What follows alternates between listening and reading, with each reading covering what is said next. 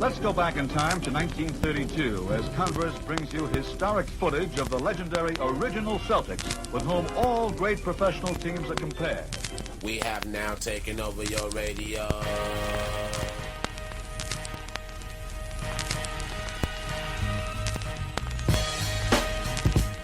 Richie Guerin is about to show you the most important step in getting past a man. It's the first one. And Oscar will inbound it. The men in green, the Milwaukee Bucks, that's Alcindor against Bellamy. It has Jordan. Allen shakes free. Gets two! Gilmore on a big stop. Oh, brother. Lead Toledo artists. You get 21. 4:28 to go in the first quarter for the Cow Palace. Here's Berry. Jordan. Open. Chicago with the lead.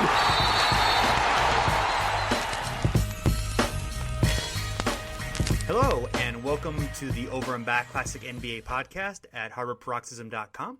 I am Jason Mann.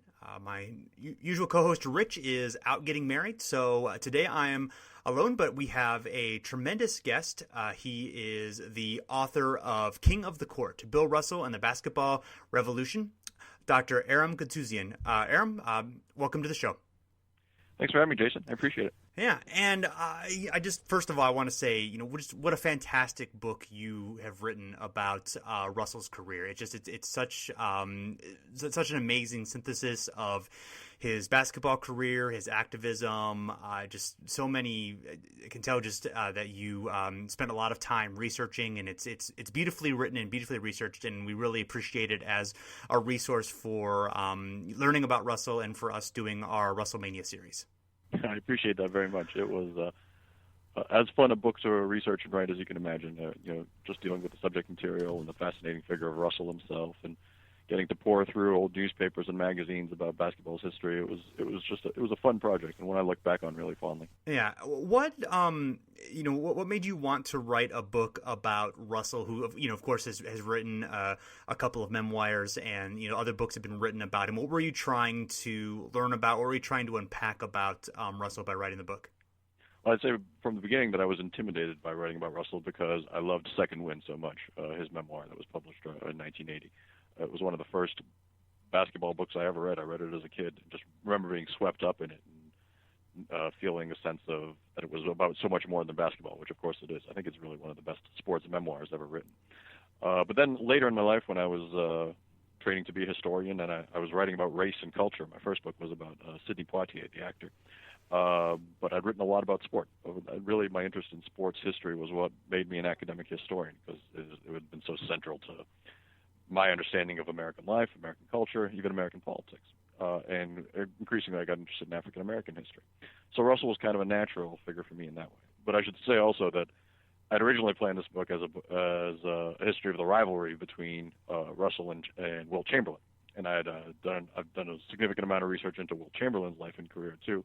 And I'd spent about a year and a half just in the research process on both of them. And then literally about the week that I was going to start writing this book, I heard about John Taylor's book called The Rivalry about Bill Russell, Wilt Chamberlain, and the Golden Age of basketball. So that shifted my plans. Right. But ultimately, I owe Mr. Taylor a debt of gratitude, because I think if I'd started to write that book, it would have been 800 pages, and I'm not really sure how I would have honed it down. Writing about Russell actually gave it a sharper focus and made it more central to what I was trying to do as a historian. Yes, and there are very good details about Russell and Chamberlain's rivalry in your book as well. The Rivalry is also another wonderful book that as well. Looking at Russell, his upbringing, he's grows up in lives in Louisiana until he's about 9 in rural Louisiana, in a very, very segregated area of the South, and deals with a lot of hostility from whites. His parents both are involved in very specific, scary incidents of dealing with racism in the community. Eventually, his father sort of looks for work and settles in near Oakland, California, where the family eventually moves, he and his brother and his mother. Then his mother dies when he is 12 years old. There is a the custom at the time, the family would sort of take care of the children, and the father would sort of go off on his own. But his father, who he called Mr. Charlie, wanted to keep the family together. I believe his mother had made him promise to do that, and then he's raised by his brother until adulthood. And what do you think about what were some of the key events of Russell's upbringing that sort of shaped his attitudes and personality? Well, I think one very important thing is the role of gender and about his father and his mother. Because his mother died when he was young, and because his mother was really his source of emotional warmth, and he was a sensitive kid growing up, and he was somewhat awkward as a child. He wasn't sort of the big man on campus when he was a kid. And he just really admired his mother, and it was someone who he could just sort of go to and rely on. And as you might imagine, for anyone, if their mother died when they were young, it would be traumatic.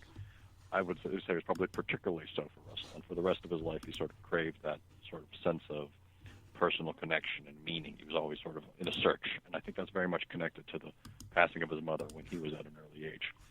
But intimately connected to that is, as you alluded to, in tradition, particularly in the African-American tradition, because of the role of the extended family in kid networks, which really go back to the era of slavery and the need for that, because families were broken up all the time. An extended family would just assume to take care of a child in Bill Russell's circumstance in the early 1940s when his mom passed. But Russell's father really insisted upon raising Bill and his brother himself. And so he grew up in this very unique all-male household where he relied upon the circle of men, and his father was such a independent, headstrong, providing man that provided this model of manhood. And manhood would be a theme that Bill Russell would return to again and again in his life in terms of describing his decisions, both on a personal level and on a political level. When he described his various impulses to get into political activity, he did so in the language of manhood. I wouldn't be a man if I didn't do these things. So I think that is one extremely significant way to understand Russell's personality is through his relationships to his parents and how each provided a model for him in different ways. Yeah. And he had a very, as you mentioned, he was very sensitive even throughout his life. I mean, he sort of had the temperament of an artist in a certain way. Mm-hmm. I mean, he was very, very smart, but very. He definitely saw slights. I mean, obviously dealt with many slights in his life, but was driven by them to a certain extent. One key is that he read a lot of books when he was a kid. I mean, very much was in the library all the time, and as you mentioned, was sort of withdrawn a little bit in himself. And he read a history book that basically said that while slavery was bad, slaves still enjoyed a higher standing of living in America than in Africa. And he was just, repulsed by this idea that a history book would say this, and that, that somehow that this could, be considered possible by anything. And that really kind of informed, in anger that he felt about how the white supremacy in society and how it what he was battling against for the rest of his career and the rest of his life. Mm-hmm, mm-hmm. Yeah, he lived, growing up in Louisiana, he lived obviously in a very openly segregationist white supremacist society, where the police would harass his mother for dressing too fancy a way once, and where his father would be, they would try to intimidate him if he would try to assert any authority. So there are all sorts of ways in which he very much lived in a very repressive racial regime in Louisiana. But he also saw race not as a purely Southern phenomenon. I mean, he in Oakland, he attended a school that was becoming rapidly all black for the most part, one that had been historically integrated, and living in a neighborhood that was increasingly segregated and facing harassment from the police and sort of a spatial segregation and all the sort of things that we associate with the urban crisis of a later era. He's experiencing in the 1940s in Oakland growing up. This is the city that will birth the Black Panthers in 1966. These are sort of connected urban issues. Mm-hmm. So, yeah, race frames his experience. Not entirely, but he doesn't simply define himself as an African-American person, but it is obviously central to his identity, and it is both a source of pride, of course, but also a fuel for him, I think, as he embarks on an athletic career. Yeah. Another unique thing about him is how he was able to kind of develop his game mentally and physically after high school and going into the University of San Francisco, because he was not a standout high school player. He sort of ends up on an all-star tour because of just by luck almost, and then suddenly he sort of has an epiphany where he understands that he can see the game in a way that almost no one can, and he can sort of mentally copy moves of other players and emulate them, and then even more so, he's able to mentally copy sort of counters to their moves and understand how he can be an effective defender. And he really that sort of becomes obviously the calling card of his game of being able to be such a tremendous defender all over the floor, and is sort of the initial thing that he goes. But I really think that that ability to sort of just use his imagination and use his intelligence to be able to just sort of develop his game outside of the court really is something that almost no one else could possibly seem to have that gift. I mean, I think that really is kind of the thing that makes him special. Right, and I think in our discussion about his upbringing, I think that's central. I think for most athletes who would end up playing a professional sport, they were generally one of the best athletes growing up, right? And so that shaped how they responded to their sport and so on. For Russell, because he was not the best, because he had as much the temperament of an artist, as you said, or an intellectual, that the game kind of existed in his mind before it existed on the court. So that sense of imagination, his obsession with visual culture, with art, and his sense of history, these were all things that kind of informed how he viewed basketball. He started to think about patterns. He started to think about the game as an intellectual pursuit before he did as a physical pursuit almost.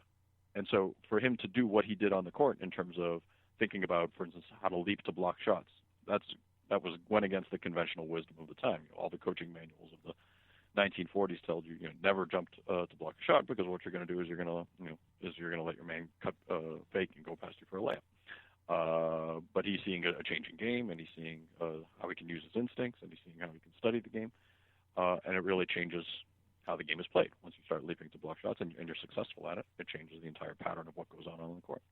Yeah, I mean, in a second when he talks about how no one really thought of the block shot as much of a defensive weapon. In fact, nobody thought much about defense at all. It was kind of a time where he really rested while the offense happened, and that was also during a time in which it was just harder naturally to score because the jump shot hadn't been in vogue yet, and it was just the kind of the rules of the game where scoring was rare enough where the value of defense wasn't necessarily seen, and as the scoring became easier in the pro game, Russell's defense became even more valuable because it was suddenly extremely needed to be able to stop the other team. And also, developing his game at the University of San Francisco, he studied it a lot with his roommate Casey Jones, who of course would later become his Celtics teammate, and really was almost a perfect person for Russell to spend a lot of time with, because they both just had the ability and interest in basketball to just go on for hours and hours discussing different aspects of it and learning from each other, and learning from different things they saw and were doing on the court. It was really a great kinship between the two. Mm-hmm. Yeah, very much so. And in some ways, Casey Jones provided that sense of male companionship and sort of sense of being part of a unit. In those early years at USF, Russell, it was mostly white team, and they kind of looked down on him and tried to mock him, and he didn't feel like he was part of a real team, and there was a sense of alienation. But he built that culture with Casey Jones, with Hal Perry, another outstanding African American player who was joining them at San Francisco. And then a few others. And then they really built that culture with the white players on their team by his junior and senior year when the team was so outstanding. And yeah, for him and Jones, it's one of those understated partnerships in American sports history. These are two people who together won 2 NCAA titles, an Olympic championship, and then 9 of Russell's 11 NBA titles were won alongside Casey Jones. And Casey is his mentor early on. He helps shape him. He helps him sort of develop his ideas about how the game should be approached. Without Casey Jones, to some degree, there's no Bill Russell. Yeah, absolutely, and also this is sort of as USF is successful. Russell is first getting in the national spotlight, and there's sort of a mix of how he is seen and perceived. He's definitely he's covered, but he's also covered still in these sort of narrow boxes that African American players were going to be put in during this time. I mean, he's praised for his humility, but also sort of pigeonholed in profiles in Time magazine and Sports Illustrated that sort of kind of make him seem like a happy-go-lucky black stereotype. And on the other hand, there were also, especially with some of the black newspapers at the time, trumpeting his accomplishments, sort of embodying him and the team as sort of a liberal optimism about cooperation between blacks and whites. So it's sort of a he's sort of been being framed in these different ways, and then as he establishes himself, he starts to push back on how he's perceived and starts to speak out and starts to break barriers between how black players are viewed, between how blacks are viewed in general, and starts to sort of kind of be a revolutionary force in a lot of those ways through both his play and through his exploits off the court. Mm-hmm. Yeah. So if you want to think in just historical terms, the black athlete historically has fallen into sort of one of two camps in terms of his image. Right? There's the outlaw that was embodied by Jack Johnson, the boxer at the turn of the century, who flaunted white expectations of what black people should be, and smoked, gambled, and slept with white women, and beat up on whites. And then on the other hand, there's the sort of the humble hero, what was known at the time as the good Negro. This would be a Joe Louis or a Jesse Owens, or the image that people tried to impose upon Jackie Robinson in his early career, where they're humble and married and restrained, and the public statements are simply about sort of racial brotherhood and there's a certain sort of satisfying white liberal expectations of what a black person should be, and you see those attempts to jam Russell into those boxes in the mid 1950s when he's rising up with San Francisco and then playing in the Olympics and then joining the Celtics. And to some degree, that's Russell's statements mirror that sometimes, that he uses that sort of idealistic language sometimes, and he's a product of his time. And this is, as you might imagine, this is the era when the Brown v. Board of Education decision has just come down, and it's just Martin Luther King is just arriving on the scene with the Montgomery bus boycott. So it's still very early in the civil rights movement. So that idealism and that sense of don't mess things up for other black people is very much on the minds of a lot of these black public figures like Russell. Mm-hmm. But it doesn't really capture him as a human being, both in terms of those close to him in San Francisco, both spoke to his intensity and his pride and his warmth, but also people thought he was a jerk. He had a sort of rough edges to him on a personal level, and it was difficult for some people to reconcile those things. He was a very complex figure ultimately, and those don't fit into easy boxes. And that's kind of when by his early career with the Celtics, he's really trying to establish himself outside of these stereotypes and trying to be considered as a unique individual. It's a very unique and interesting story for how a black athlete is trying to project himself at that time. Mm-hmm.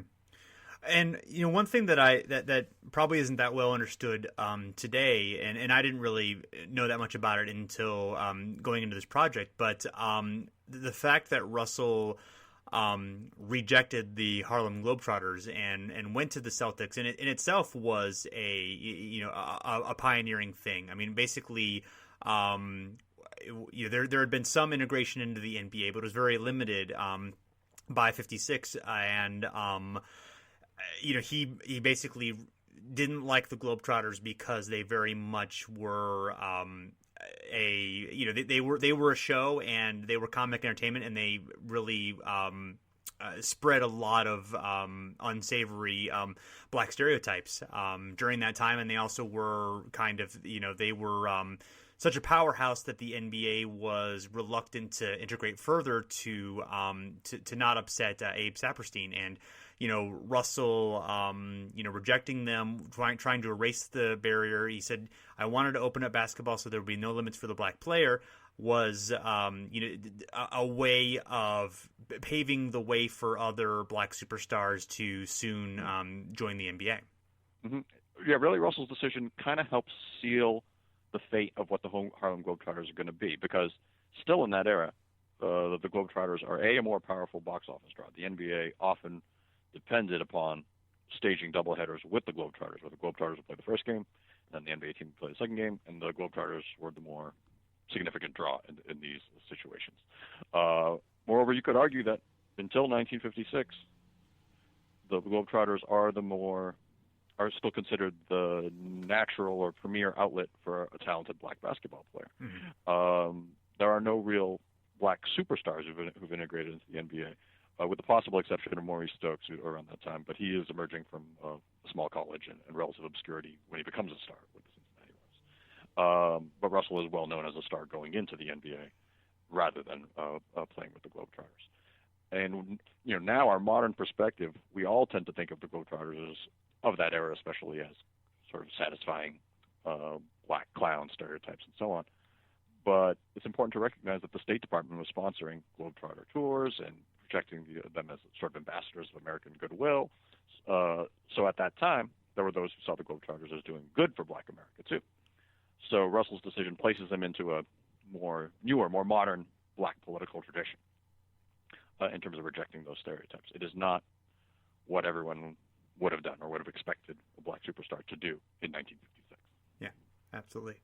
And now, I mean, Russell, just a lot of, as he develops as a player, as Boston is winning more championships and is, has a stronghold on the NBA. The NBA is becoming more integrated. But, Russell really does start speaking out in the early 60s.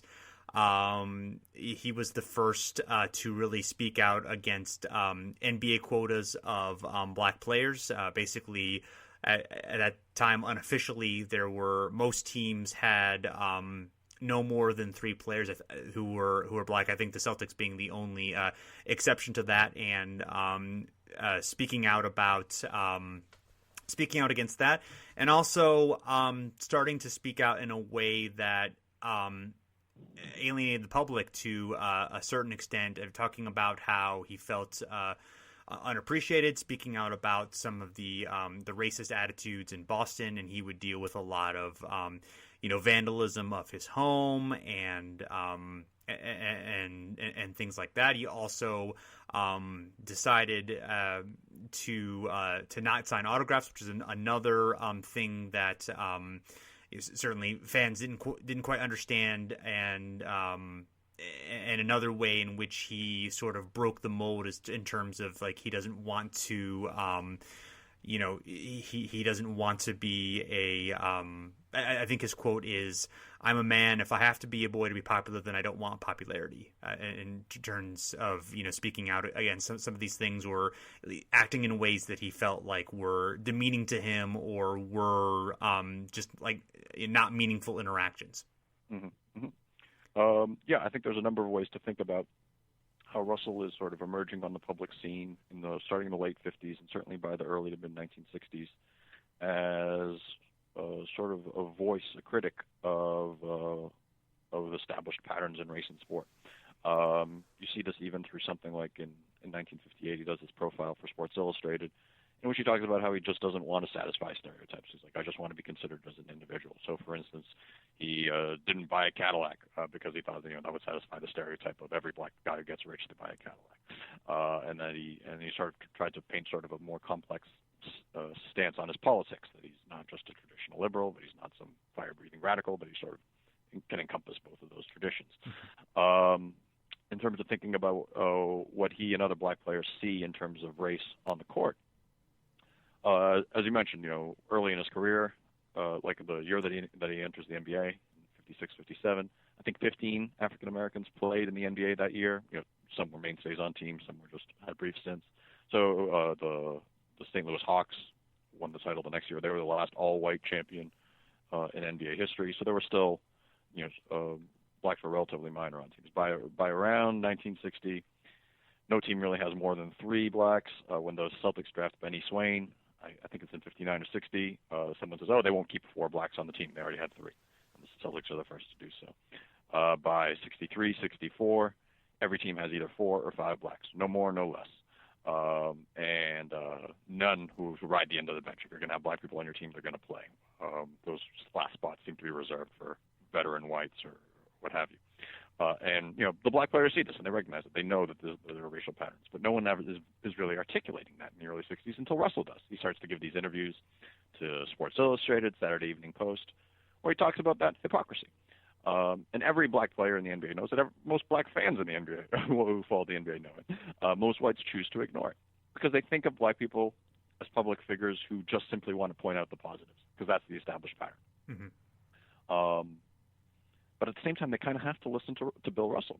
By 1964, he's won, 6 titles in 7 years or 7 titles in 8 years. And he's done so playing with not just Satch Sanders and Casey Jones, Sam Jones and other black players, but with Bob Cousy, Bill Sharman, Frank Ramsey, who all sing his praises, right? All these white players who love playing with Russell and who think he's great. And so the Celtics are becoming, as the civil rights movement is heating up in the early 60s, basketball's shining example of racial cooperation. And reporters are noting it, people in Boston are noting it. So this is a guy who has certain bona fides in terms of being able to speak on race. This isn't someone out of the mainstream. He's not a radical in the eyes of whites. And yet here he is saying things that would be perceived as radical coming out of other people's mouths. Yeah. And he really stepped out in the civil rights movement as well. He was there at the March on Washington, along with Elgin Baylor, Wilt Chamberlain, and Walt Bellamy, I believe, and actually met with Martin Luther King Jr. there, but before the march.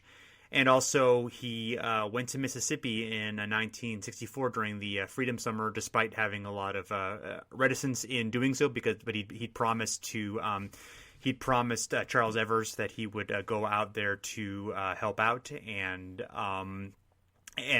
despite the anxiety that he had in doing so, it really was something that people there felt was a galvanizing moment to see someone of his stature participate firsthand there. And he did some he did some speaking there and did some basketball drills and that sort of thing, and really was a small but an important step for him to step forward in that way as well. Yeah. So something like the March on Washington, there were a number of black public figures there, and that Russell was among them is perhaps not a surprise. Yeah. When you think about visiting Freedom Summer in 1964, just for the context, that is an exceptionally dangerous situation to put yourself into if you are 6 feet 10 inches black with a goatee in the midst of this time of exceptionally heightened tensions in Mississippi over race, because you've got this huge army of volunteers who are coming down to Mississippi, college students trying to register voters. So white Mississippi is sort of on guard throughout this time. Yes. And just the instances of racial harassment. This is the summer, of course, 3 civil rights workers are murdered by members of law enforcement and the Ku Klux Klan in Neshoba County in Mississippi. And he's coming after those murders. So he's definitely coming into an exceptionally tense situation. There's not an athlete before Russell who really puts himself on the front lines of the civil rights movement like this, as far as I can think of. Yeah, and it's also worth noting that Russell was he was sort of skeptical about the nonviolent aspect of the civil rights movement, and but he felt that because he was invited under this pretext that he had to go along with that, and it just added to the anxiety of him going down there. But he's defending Malcolm X in the same time period. Yeah, right. There's no other mainstream black athlete who's doing this.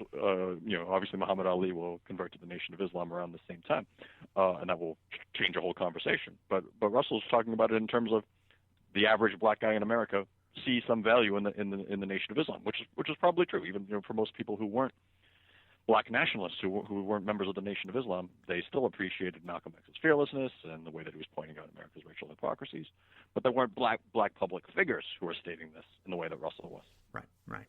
Yeah, and later he would be, very supportive of Muhammad Ali refusing military service, and even wrote an SI article saying that he believed he was standing on principle, and that it was not something where there was a lot of outcry at first. I mean, it's sort of popular now to have supported Muhammad Ali's stance in modern times, but then of course it was very divisive. There were a lot of people who thought that Ali was going too far or being a coward or what have you. But he was Russell was backing him up. He was speaking out against Vietnam fairly early on before that became a large scale movement, and also he was very outspoken about integrating Boston schools and opposing the movement to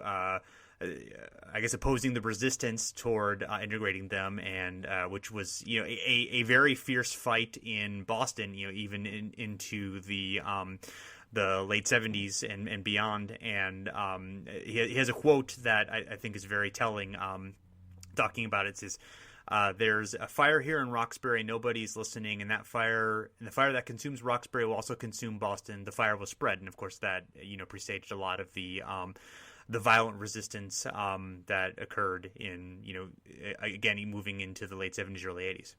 Yes. So in terms of thinking about Boston, he is he's a member of the NAACP there, which we consider, of course, like the most traditional of the civil rights organizations. But it's the NAACP that's launching the fight for school integration, that helps to get a law passed in 1965 in the Massachusetts state legislature that calls for the integrating of schools and provides a mechanism to do so. But it keeps getting resisted by the school board. And so Russell goes on the front lines of demonstrations to try to do this. That's that quote that you mentioned about the fire burning here in Roxbury. He gives that at what was known as it was called a freedom graduation in 1966. There was a junior high where the head of the school board was one of the architects of slowing down this integration. Her name was Louise Day Hicks. She was from South Boston. They sort of booed her off the stage at the official graduation because she was supposed to speak, and it ended up turning into a situation where they had to cancel. So they held this other graduation and invited Russell to come speak. And that sort of gave you that sense of that voice of Black Boston. He was certainly the most prominent spokesman for an early critic of what was going on in the schools and bringing attention to it, of what was originally really just a grassroots movement. And by the time the busing crisis breaks in the early 70s, by then he's coaching the Seattle Supersonics, and he's not connected to Boston directly anymore. But he says, I was saying this stuff 10 years ago. Like, no one was listening then. Now look at what the fruit that's been born. Yeah, absolutely. Can you think of anything else that stands out as far as instances of activism in his life or during this time that that stood out to you as ones that are might be interesting or less known, or along those lines? Mm-hmm. Yeah, I think you mentioned his participation in what was called the Ollie Summit, when Jim Brown got together 10 athletes to sort of listen to Muhammad Ali and his decision to avoid induction into the Vietnam War. And then they gave press conferences and so on. But it was Russell who wrote that article in Sports Illustrated that really tried to explain Ali's point of view to a broader audience. So he sort of became a translator, so to speak, of this. Mm-hmm. And he basically said, look, if anyone's being hypocritical, the rest of us are. Ali is a guy who's being true to his principles. He's the one sacrificing. He's the one losing everything through this. So why do we think that he's got something to gain by taking this stance? Mm-hmm. So he becomes sort of this bridge between liberals and radicals, so to speak, in terms of trying to understand the black experience, particularly by the late 60s. And then when Martin Luther King is assassinated the next year, it's in the midst of the NBA playoffs. It's in April. It happens on April 4, 1968. And Russell attends the funeral in Atlanta and so on. But he's also, when he gives interviews about it, tries to kind of explain the larger frustrations of Black America in a way that white America can understand. Like, he says something along the lines of, I used to just be dismissed as an angry Negro talking about these issues, but now they're sort of, the chickens are coming home to roost, so to speak. And he talked about how, you guys are always asking me about race. How come no one ever asked John Havlicek about race? There are ways in which we can have a more genuine dialogue in terms of thinking about black and white issues. And he says, he sort of points to basketball both as a model for ways that people can interact with each other, but he also is very careful to not use sport as simply saying, look, this is an example of people getting along, and thus it can be applied easily, right? That it's not a solution to America's racial problem. So it's almost like his power comes in how he can explain an issue and to how he can give it context in ways that people across the political divide can understand. Mm-hmm. And it's interesting because sometimes he felt that basketball was very shallow, that he wasn't really doing anything. He said, this is without depth. This is a very shallow thing. Just feeling like both the game and sort of the culture surrounding the game, the way that fans interacted with athletes. He wished he could have been in a more constructive profession. Of course, obviously him being a great basketball player gave him a platform to be able to actually do constructive things. But that was sort of something that he wrestled with as a player, feeling like, I'm not really doing anything of consequence. Does what I'm doing have meaning? He definitely battled with that, throughout his career. Mm-hmm. And at the same time, this is the same guy who would get so nervous before a basketball game that he would vomit, and that he would shake sometimes before a game, and he'd vent these illnesses in his head 10 minutes before a game. And so he was the same person who would fret that that his life had no meaning, that his career had nothing to do with the serious issues of the day. Was the same person who would sometimes invest what was going on the court with the highest possible meanings, and would speak about it that way at times too. He was sort of legendary for the speech he would give at the closing banquet after their championships, where he would just be talking to his teammates, and where he would sort of talk about what their relationships meant to him. So it was something he struggled with all the time, and we started this conversation talking about his early childhood and sort of his search for meaning, right? His search for community, and sport was both a way to express that and to find solace, but it heightened his anxieties about the larger community, about the larger society. And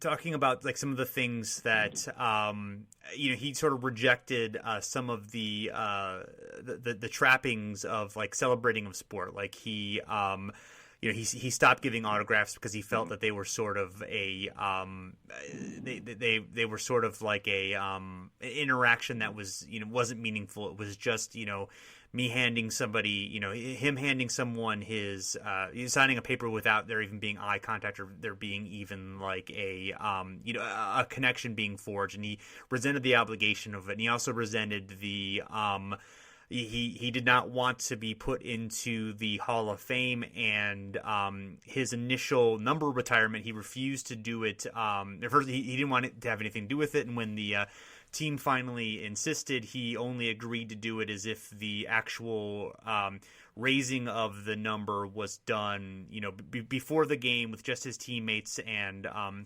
Red Auerbach there, and then later they had a small public show which he really refused to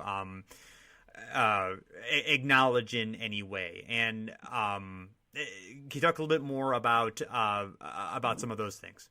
Yeah, sure. I think if there's any thread that runs through all three of those decisions, the decision to stop signing autographs in the 1960s, the decision, I think it's 72 or 73, when he decides not to allow a traditional number retirement ceremony at Boston Garden, and then in 75 when he refuses to attend his induction in the Basketball Hall of Fame. If there's one thread that runs through all of them, I think it's this resistance to being a commodity, a resistance to being just an image, and that's particularly salient for an African American person. Right? If you're a commodity, that means you're bought and sold. That means you're consumed, right? And that goes back to a resistance to slavery. That he doesn't want to be just put into one box in that way. And you talked sort of about how signing an autograph was sort of a dehumanizing experience for him, right? That it didn't forge a connection to the other person. In fact, it made him feel like he was just something to be consumed, right? Something to be gawked at, admired. And that was part of what he was so resistant to. And so the same thing when, if he accepts, in his mind, if he accepts the number retirement, if he accepts the Hall of Fame, that means that he associates with things that he's uncomfortable associating with. He thought the Hall of Fame had been racist in terms of how it had selected some of its members of its initial class. He didn't want to be associated with people like Adolph Rupp, the coach from Kentucky, who he didn't like and thought of as a racist person. But it also meant that he was accepting a certain kind of public celebration. And in his mind, if he had, every time that he was vilified, every time that he was booed, every time that he was called a radical, every time that he got hate mail, if he accepted that, then he had to accept the cheers too, and he didn't want to accept either. He wanted to sort of create a shell between the public and the private.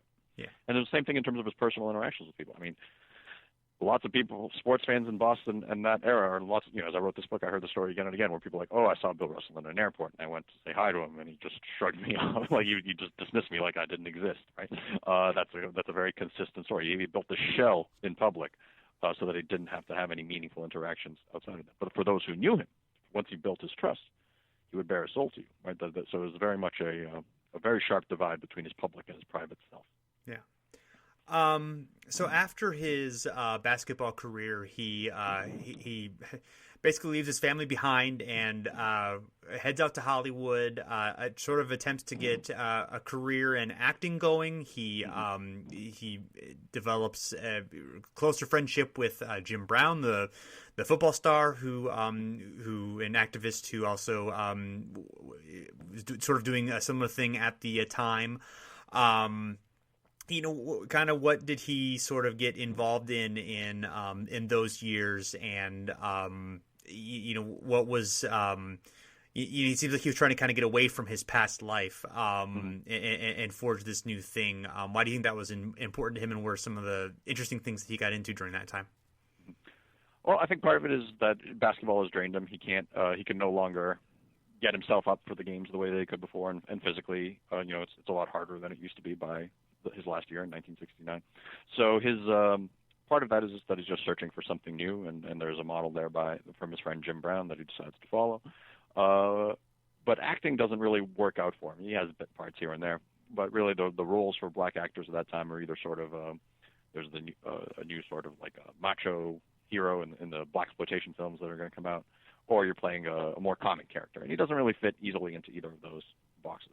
But what he does end up really having a talent for is going on the talk show circuit, appearing on the Tonight Show and all these various talk shows, and then he ultimately hosts his own television talk show for a while, and then becomes a radio host. And he's excellent at this, actually, because he's really good at conversation, and he's curious about people, and he's willing to talk to anyone. Like among the people he interviews on his TV show are George Wallace, the governor from Alabama, who's a segregationist. As couldn't be any further apart from him on the political spectrum. And there's a certain thing about Russell by the early 70s. Like, this is an era when sort of pro sports is going through a real commercial boom, and a lot of athletes are entering into the public arena in ways that they've never had before in terms of commercials and movies and TV and all that. But there's also this sense of that the sport is, and a lot more money is surged into pro sports by the early 70s. And yet, so Russell's able to sort of enter that world, but he's also perceived as being more authentic and real because of all the stands he took in the 1960s, because he's associated with sort of being a person, holding on to his individuality and holding on to his sense of self in his earlier life, so that when he endorses a product, it has a real pull among consumers because they think that he actually endorses that product, that it's not seen as fake or plastic. So he has a certain level of authenticity that a lot of people are craving in the 1970s. The me decade, this time of sort of plasticity, and Russell seems like a real person amidst this, but he's still in that celebrity culture. Yeah, and he's also gets involved in some TV sports commentary, especially in the late 70s and into the early 80s. He's in a famous AT&T commercial that was pretty well known at the time, I guess. Yeah. So he did this commercial with a friend of his, whose name is escaping me right now, but he was a white guy who played for the Celtics very briefly in the mid-'60s. But they became friends. They had sort of a similar sense of humor and just hit it off. And so the AT&T ads were about the two of them and their friendship and how they kept in touch through long distance calls. And people kind of couldn't, like, people were calling AT&T or writing letters to Russell saying, like, is this real? Is this guy actually your friend? Because their image of Russell was as this angry black man, when in fact he was a guy who, was, in terms of his personal life, had all sorts of connections and personal affections for people across the racial divide. And you mentioned his sportscasting. For people of a certain age, or right about my age, they think of Russell as a terrible sports broadcaster because by the 1980s he was still doing it, but was not very good at it. He was just he would cackle here and there. He would just throw in a comment here and there, but he wasn't really engaged in it. Kind of phoning it in. When he started his career as a sports broadcaster in the early 70s, he was excellent at it because he was one of the few who would actually be honest about it, about what was going on. So if he saw someone who wasn't trying, he would say that. If he saw someone make a dumb mistake, he would say it. And people, again, that was speaking to that authenticity, right? He didn't want to exist in the realm of cliche. And so he was a very admired TV broadcaster when he first started. So in the mid 70s, he becomes the coach and general manager of the Seattle Supersonics, who had been an expansion team in the late 60s.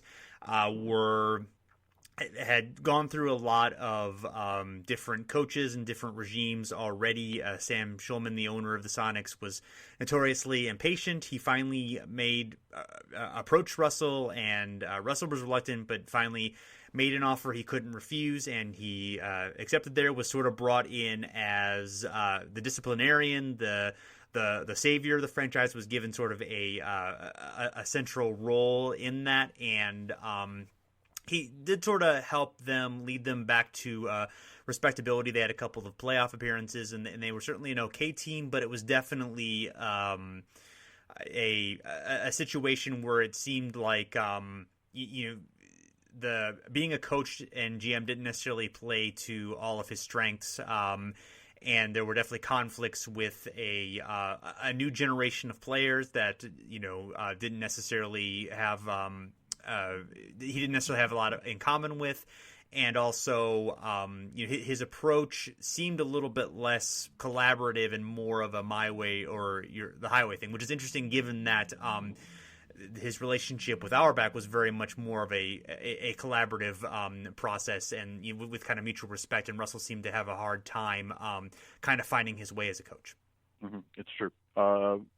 First of all, it's important to remember that he was a coach before that, right? When he was the player coach of the Celtics for his last 3 seasons. Yeah, absolutely. That's sort of one of the least celebrated aspects of Russell's incredible career, and one that doesn't get enough credit. He won 2 NBA championships as a player coach, and years when no one expected the Celtics to win the championship in either of those years, in '68 or '69. But in many ways, when he coached the Celtics, it was almost like in the way that a really on top of things captain would organize a team. Right? He had players around him who he trusted, and they all knew the plays, and it was simply sort of keeping the Celtic way going.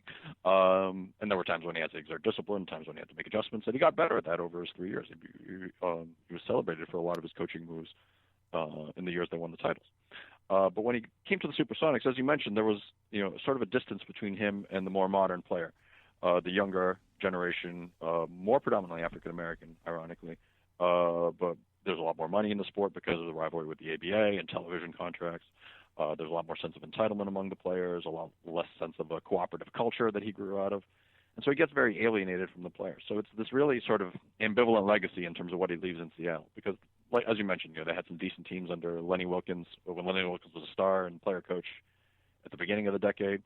And then they just collapsed and they were terrible. Sam Schulman was an owner who just kept meddling and bought all these high-priced players who didn't pan out. So Russell, when he joins the team, when he starts the team, first of all, he breaks another barrier. He's the first coach / first black coach and general manager, and the first really African American with kind of absolute power over a team. There have been other general managers, but he's the first to really exert that sort of dictatorial control of a team. But doesn't relate to the players in the same way that he related to his fellow Celtics, as you mentioned. He's able to bring certain aspects of that Celtics tradition in terms of defense, in terms of hustle, in terms of a team-first approach that gets them into the playoffs for 2 years, his second and third years as coach. But he never is able to really connect to the players, and he doesn't seem to really respect them. So the team never really advances from there. And he has such a disdain for public relations that he doesn't earn any goodwill among the citizens of Seattle. Right? They thought of him as a savior when he arrived, and they feel more alienated from him by his last few years. And he doesn't really. He got so discouraged with the players, he ceases to try to really teach them. He doesn't invest as much time in coaching as some of his contemporaries. So by his last year, it's really kind of a disaster, and it's almost a mutual. He gets fired, but it's kind of a mutual parting of the ways. Sure, yeah, and I think one thing that illustrates kind of the the initial promise, and then later the reality is his relationship with Spencer Haywood, who at first he tries to really mentor and build into kind of in his mold to a certain extent, and Haywood was already a celebrated player, but he had done really well for a year in the ABA, and then came to Seattle, and like I said, Seattle had struggled, and he was high priced, but still was the talent was obviously seen. But soon teammates sort of teased that Haywood was a coach's pet, and Haywood sort of resented how Russell embarrassed the other players, and lamented that they were once so close. And then as Russell sort of pulled away and started to really be critical of him and eventually trade him away, he said he felt like it was being rejected by your father. Right. There was sort of very much a mentor relationship there that fell apart. And again, part of it is this generational divide. Part of it is Haywood's sort of expectations that he wants to sort of, that he comes from a culture that is sort of rooted more in Black Power rather than the earlier civil rights movement. And that, so there's a difficulty connecting in that way. There's a difficulty just in terms of his sense of entitlement. Yeah, I think once Russell pulls away, I think you stated it very well. Once Russell pulls away, Haywood feels betrayed, and that further distances them and hurts the team, right? Because Haywood was by far the biggest talent on the team. One great story about the final practice of Russell's career in Seattle, and just deciding to put on some sneakers and show his players, a little bit of what Russell had left. Can you share that story? Sure. So it's the end of his last season. I think it's 77 is his last season, and he's probably heard some grumbling. He's totally lost the players, and they're in the midst of this losing streak and the end of the thing. But it's our last walkthrough practice before their last game, and things. Everybody's just going to go their separate ways after that last game. And Russell's wearing jeans and sneakers that day, and just toward the end of practice, he says, some of the players try to shoot on me, and he blocks a shot. And then another player tries to drive into him and fade away, and he blocks a shot. And then Dennis Johnson, who has outstanding leaping ability, tries to sky over him, and he blocks a shot. And then he just kind of walks off the court cackling. And the players were there had been some talk in the past few days that Russell's an old man, and he could never play anymore, and he probably overheard something like that.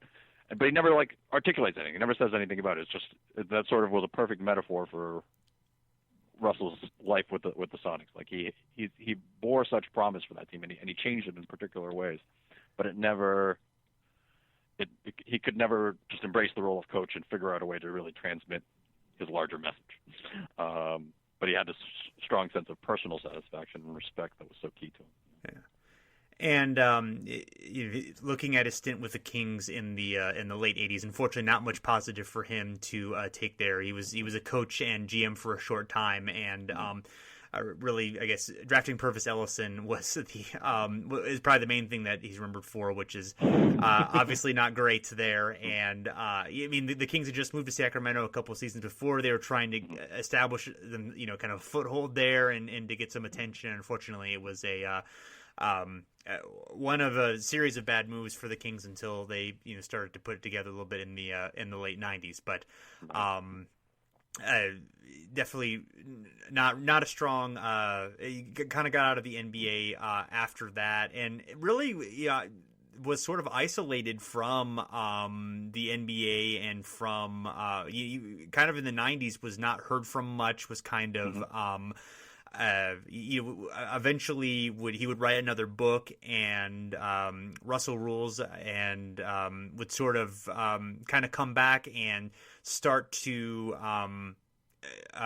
would get more involved again, and would start to sort of some of the old wounds with Boston, and would kind of start to heal. But he pulled back for a while, and it wasn't until it was after Wilt Chamberlain died, that he kind of started to reemerge in the public eye and start to kind of get a little bit more of a with age, his reputation, would change a little bit, and he would start to kind of be okay with some of the, reaching out to fans and things that, he had previously not been comfortable with. Yeah, I think, and there's a huge irony there in that basically by the mid to late 1990s, Russell realized, Russell's path back into public recognition is being exactly what he'd resisted for so long, and that is becoming a commodity. His daughter is saying, look, we're hitting the year 2000 soon, and people are going to be talking about the greatest NBA players, and people have forgotten about you, right? They've forgotten just how great you were, outside of the Bob Bryans of the world, right? The sort of the people with that sense of basketball history. There wasn't this sort of rich sense of Russell, of what Russell had meant to the NBA, and just how great he was. 11 NBA titles in 13 seasons, nothing else. But one of the ways is he signs autographs, right? He's charging money for autographs. You mentioned the book Russell Rules. His first two books, the first is Go Out for Glory. It's written in 1960, published in '66, and that's sort of like an early. There's no other text like it by a black athlete prior to that time in terms of what it expresses, in terms of the ideas it expresses that critique white America. And then we talked earlier about Second Wind, that beautiful memoir published in 1980. Which is just sort of a really thoughtful reflection on the meaning of sports and his personal journey. But Russell Rules is essentially it was written like a business handbook. Like, how can we take the lessons from the Celtics and apply them to running a successful business? And he doesn't write that book for the sales of that book. When you write a business handbook like that and you're a celebrity, you're writing that so that corporations want you to come talk to them for $50,000, $75,000 a pop. So he's, and I'm not begrudging that. Obviously, Russell is, he deserves to make money however he wants to make money. But it is a very different kind of book, and it speaks to now, that Russell is again celebrated, and you win the Bill Russell Award if you're the Finals MVP. That happens because he enters into this acceptance of himself as a commodity in his later age. Yeah. That is the interesting irony of his life, but it's nice to see. It's nice to see him like around the NBA Finals, and always generally seems to be happy to be there, and it's nice for him to kind of get that limelight. Every year they give the Finals MVP and things like that. I mean, in fact, this morning you just threw out the first pitch at Fenway Park along with David Ortiz and Bobby Orr and Ty Law. So yeah, he's come to embrace that, and I think it's good for the people of Boston in particular to see Bill Russell embracing the city in that way, and to feel like a sense of healing from the past. But it can also obscure just how controversial Bill Russell was in the 1960s and 70s. Yeah, absolutely. I mean, what's interesting discussing the Russell Chamberlain rivalry. It's interesting that now Russell is kind of the he's sort of become a if you're going to pick a side between Wilt and Russell, Russell's kind of like the, he's the teamwork over individual glory, and is sort of a kind of an argument for a style of game that would have been you kind of like been the trying to think how to phrase this. Sorry. It's just interesting because like Russell is now like kind of a safe choice in that argument of more like the style of team play versus individual selfishness that Wilt is sometimes cast. And I don't think either of those are necessarily fair, but it's interesting how the perception of Russell has changed so much. And obviously part of that was from his career success and just the inarguable awesomeness of the Celtics, and some of that of course is the passage of time as well. Mm-hmm. Yeah, I think that's true. And Russell, like you say, has become sort of a more a choice that the regular fan. Ironically, he's become sort of the choice of the common man. Like you or me, like we weren't dominant athletes in our entire lives. It's tough for us to relate to Wilt Chamberlain. Weirdly, we can relate more to Bill Russell because we think if we played pro basketball, we would try to make our teammates better and do everything we could to win titles, right? Yeah, right. Exactly. So it's much tougher for us to relate to the transcendence of Wilt Chamberlain, right? Yeah. Who was just something beyond a scale that we can imagine almost in terms of what he represented in the 50s and 60s. Even the Russell, obviously. Right. So he's become just something, that is we can't connect to. But interestingly, with the rivalry stuff, in writing about Russell and Chamberlain for that matter, documenting it. The rivalry was a manufactured rivalry, but it was real at the time in the sense that people bought into it, right? Like there were the questions about what made you a great basketball player were engaged in the 1960s by Russell and by how people read Russell and Chamberlain, and how sports writers talked about him in terms of how their fellow players talked about him. Someone like Jerry West would say again and again, like, for one game, I would choose Russell, even after he played with Wilt. Yeah, well, maybe because he played with Wilt, Yeah. But yeah, absolutely, yeah. I mean, it was absolutely a thing that fueled the popularity of the NBA and provided it, with the great story of the 1960s really is, I think the most key one is Russ versus Wilt, and and they talked about how it motivated them as well, and how Wilt gave Russell they challenge each other in such amazing ways, and also they obviously had a great friendship as well that later, unfortunately, they split apart, but toward the end of Wilt's life, fortunately, they did reconnect and rekindle their friendship before Wilt passed away. Is there anything else that you'd like to talk about? I really enjoyed talking to you about this. It's been a while since I've talked about Bill Russell, as I'm a few years removed from that book now, but it was a real joy for me to step back into it. I love reading and talking about basketball history. So thank you very much. Oh, you're so welcome. Thank you so much for being on the show again. Thank you for writing such a outstanding book. And I really do recommend anyone who is listening to this, if you have not checked it out, it is absolutely worth your while. It is just a wonderful look at Russell and his importance and and the basketball climate of the time. It's just some great stuff. So we greatly appreciate it. Well, thanks so much, Ethan. All right, and everyone can check us out at hardwoodparoxysm.com. You can find us on iTunes or Stitcher by searching Over and Back. We would greatly appreciate a rating and review. And you can find us on Twitter and Facebook at Over and Back NBA. So until next time, thanks for listening, and we'll be back again soon.